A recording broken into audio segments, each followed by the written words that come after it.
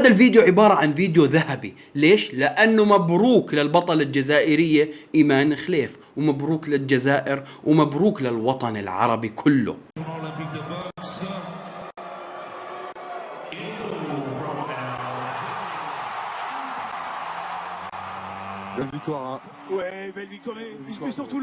إيمان خليف تأهلت للنهائي، يعني لم يتبقى شيء إلى الميدالية الذهبية. أنا عن نفسي مبسوط، حاسس بشعور فخر، وحرفيا لازم كل مشاهد هلأ عم يشوفني يحس بنفس هذا الشعور. وتنسوا هذيك الفكرة والإشاعة اللي طلعت عنها، لأنه منعرف حقيقة الأمر كله، ومنعرف شو سبب الإشاعة ومن وين إجت هاي الإشاعة. مثل ما وعدتكم، أي شيء رح أشوفه قدامي راح احكي عنه، فبالتالي مش من العدل انه يكون في خبر حلو مثل هيك وما احكي عنه، كله اخبار سيئة، كله اخبار نكد. لا، انا قلت لكم قبل، إذا كان في خبر حلو راح أحكي عنه، وأوفيت بوعدي. فلايك للفيديو على السريع، وإذا أنت جيت على القناة اشترك فيها وفعل الجرس، وخلونا نصلي على النبي، ويلا نكمل الفرحة اللي نحن فيها. وخلينا نحكي لكم معلومات بسيطة عن إيمان خليف. إيمان خليف بنت عمرها 23 أو 24 سنة، وجنسيتها جزائرية، وافتخروا فيها يا أهل الجزائر. وبطلة إفريقيا مرتين، وبأولمبياد طوكيو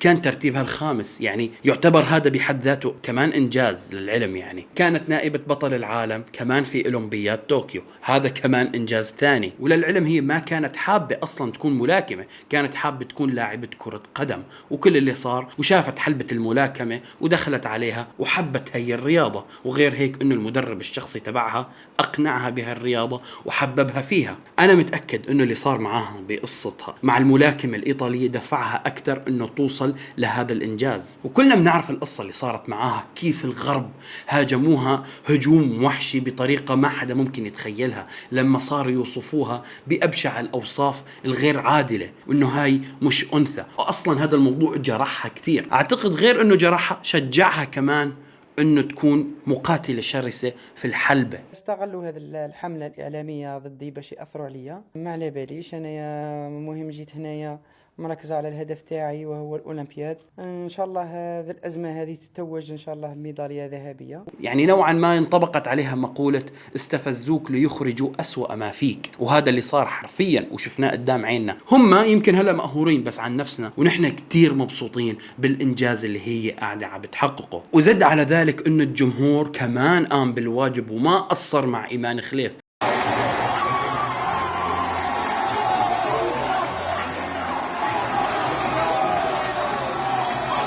لأنه لما دخلت على القاعة وشافت الكم الهائل من الجمهور رافع الأعلام الجزائرية تشجيعا لإيمان خليف، كمان هذا الشيء شجعها أكثر وأكثر، وزاد قوتها أضعاف وأضعاف. والله بكل صراحة فاجأني الجمهور، ما كنتش نتخيل أنه القاعة راح تمتلئ. عندما دخلت القاعة قال لي الشيخ، قال لي بزاف شعب راهو ينتظر. قلت له خزرت شاهدت الشاشة، لم أجد قاعة ممتلئة. قلت له ما كاش بيبليك كبير. قال لي ذاك تشوفي. من جيت طالعه شفت بيبليك، فوجئت بكل صراحه، فوجئت بحجم الجمهور. وشكرا لكل واحد كان حامل علم الجزائر مشان يشجع إيمان خليف، إن كان جزائري أو عربي. فحرفيا فوزها بالنصف النهائي كان أكثر من مجرد فوز، كان عبارة عن درس لقوة الامرأة العربية، وكان خبطة قوية لكل واحد كان يوجه لها أسوأ وأبشع الإشاعات والاتهامات، لأنه فازت بكل جدارة مع خصمها التايلاندية بالوزن 66 كيلوغرام. ولما كنت أنا بتفرج على اللحظة اللي هي فازت فيها، والله كانت لحظة حلوة هيك، بخلي الواحد يحس بالقشعريرة، إنه أنت حاسس بإنجازها وشايف المعاناة اللي هي كانت فيها. والله كان إنجاز. فرحتها لحالها بتحكي مليون قصة عن اللي هي شافته واللي عانت فيه لتوصل للمكان اللي هي فيه هلأ.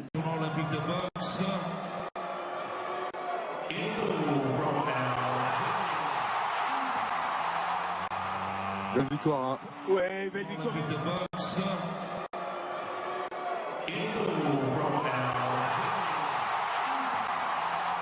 أنا بالنسبة لإلي فوز إيمان خليف فيه أكتر من رسالة، فيه حرفيا حكاية ممكن أنت ترويها لكل أولادك والأجيال القادمة عن اللي هي شافته. ولو نرجع من البداية عن اللي صار معاها وكيف كل الغرب وفي بعض من الناس العرب كمان هاجموها هجوم وحشي، حرفيا بتزعل عليها. لما تشوف كمان هي هلأ صارت وين، بتقول يا على هالقصة. علمتنا كثير دروس. علمتنا أول شيء لا تستعجل بالحكم، تبدأ هجومك على الشخص قبل ما أنت تتأكد من جميع المعلومات. يعني اللي كان يتهمها أنه هي ذكر متحول إلى أنثى، هذا مش كان ظن سيء، ونحن بنعرف أنه ما بصير نظن إلا لما نتبين جميع الحقائق والدلائل. وليك فعلا طلعت الحقائق والدلائل التي تثبت أنه إيمان خليف امرأة عربية جزائرية.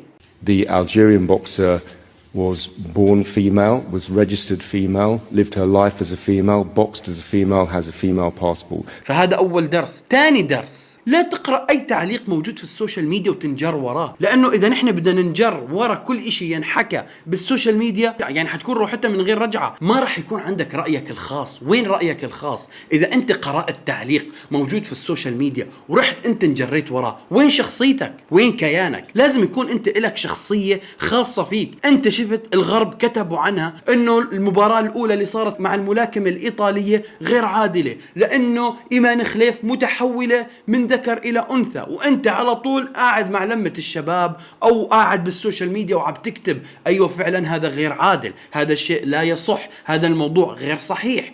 انت وين رأيك؟ على طول انجريت ورا الكلام اللي كتبوه الغرب والاشاعات اللي صار يطلعوها الغرب عن ايمان خليف. فلازم يكون انت لك رأيك الخاص والك شخصيتك، ما حدا ينجر ورا اي شيء تشوفوه بالسوشيال ميديا. ما هي تاني رسالة نحن ممكن ناخذها من ايمان خليف. وثالث رسالة انه بقصة ايمان خليف حسستني انه في ناس لسه ايديها بايدين بعض، كله ولا حدا يقرب على بطلتنا الجزائرية العربية. حسستني انه لسه الدنيا بخير لما صار الكل يوقف معاها ويدافع عنها ويكون سند لإلها. فعلا حسيت بفخر، لأنه مو بس نحن، حتى الشخصيات المشهورة المؤثرة كانت معاها. فكان هذا الشيء نوعا ما خلينا نقول انه الدنيا لسه بخير. فالموضوع فيه اكتر من رسالة. انا عم بحكي عن موضوع ايمان خليف لانه الموضوع فعلا بيستاهل انه نحكي عنه ونحكي عن انجازها، عن الانجاز اللي هي حققته، شيء لا يوصف. فعلا كلنا لازم اصلا من كبيرنا لصغيرنا ان كنت صانع محتوى او لا تحكي عن هالموضوع بين لمة اصحابك، بين لمة اهلك. اذا كنت مؤثر اطلع واحكي عن هالموضوع، لانه لازم نورجيهم انه الخطة الغير عادلة اللي انتوا كنتوا عم بتحاولوا تطبقوها ما نجحت معكم. وليكها ايمان خليف وصلت للنهائي، وان شاء الله يا رب نشوفها فايزة بالميدالية الذهبية، لأنه وقتها حيكون الفوز لنا كلنا. وهذا فعلا كان خبر حلو، وأنا جيت أشارككم الفرحة اللي أنا فيها. إذا عجبكم الفيديو لايك على السريع، وإذا أنت جديد على القناة اشترك فيها عشان توصلك الأخبار أول بأول. يا جماعة الخير ما ضل لنا شيء ل10,000 مشترك، بدنا همتكم ودعمكم عشان نوصل لها بأسرع وقت. والسلام عليكم ورحمة الله وبركاته.